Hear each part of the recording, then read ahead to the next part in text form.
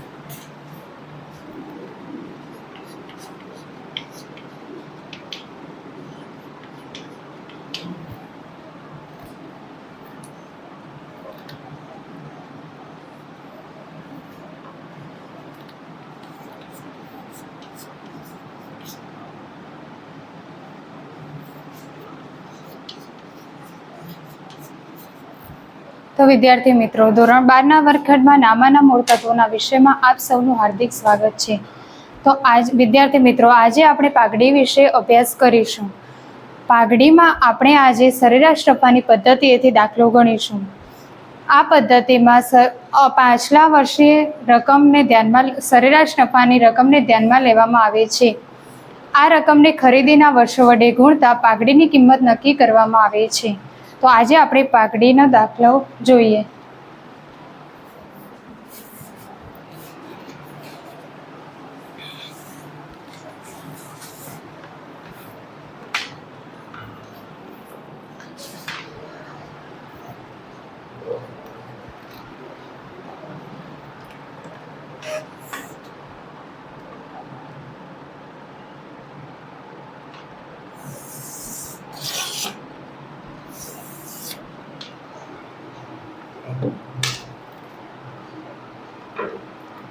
તો વિદ્યાર્થી મિત્રો, નીચેની માહિતી પરથી નિલેશ અને નિકુંજની ભાગીદારી પેઢીની પાઘડીની કિંમત પેઢીના છેલ્લા 5 વર્ષના સરેરાશ નફાની 3 વર્ષની ખરીદીના આધારે ગણવાની છે. છેલ્લા 5 વર્ષની નફાની માહિતી નીચે મુજબ છે. તો વર્ષ આપેલા છે અને નફો આપેલો છે, તેના પરથી આપણે પાઘડી શોધવાની છે. તો સૌપ્રથમ આપણે સૂત્ર જોઈશું.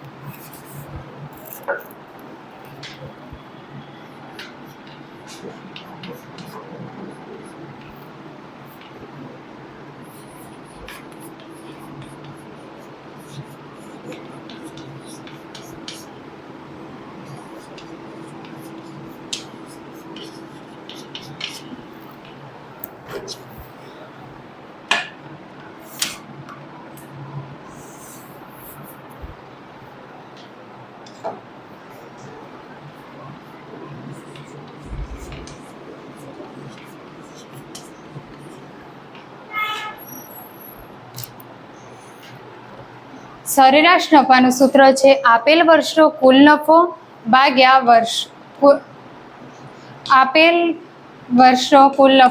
વર્ષોની સંખ્યા.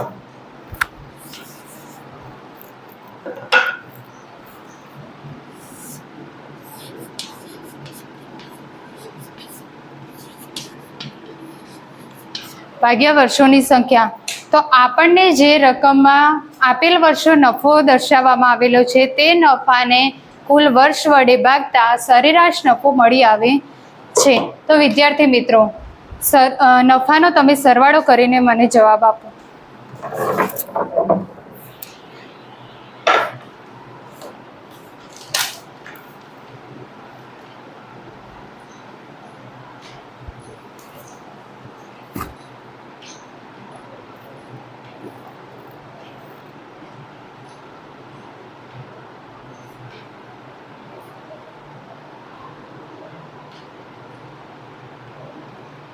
યસ.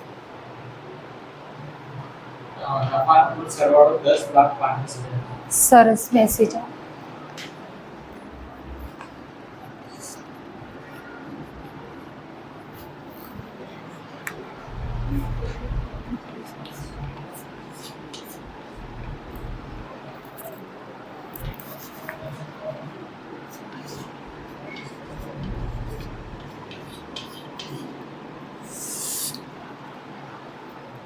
નફાનો કુલ સરવાળો 10,35,000 થાય છે.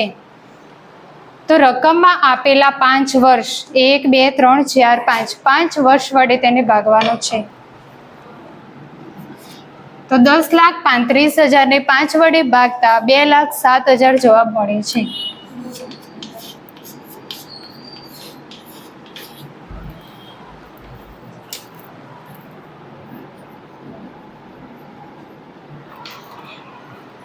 તો આપણને સરેરાશ નફો મળી આવે છે. તેના પરથી આપણે પાઘડી શોધીશું.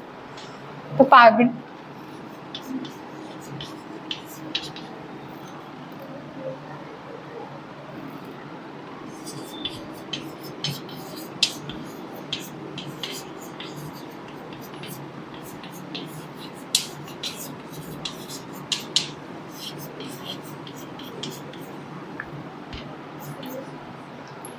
પાઘડીનું સૂત્ર છે સરેરાશ નફો ગુણ્યા ખરીદીના વર્ષો. સરેરાશ નફો જે આપણે શોધી દીધેલો છે 2,07,000 ગુણ્યા ખરીદીના વર્ષ. ખરીદીના વર્ષ રકમમાં કેટલા આપવામાં આવેલા છે?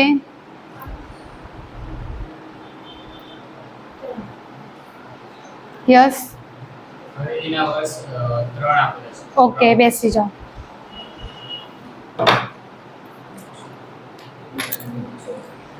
સરેરાશ નફો 2,07,000 ગુણ્યા ખરીદીના 3 વર્ષ. તો 2,07,000 ને 3 વડે ગુણતા કેટલો જવાબ મળે છે?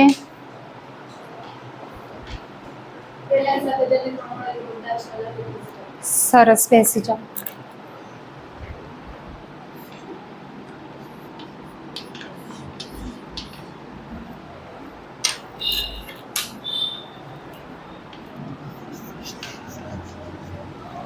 Okay, thank you.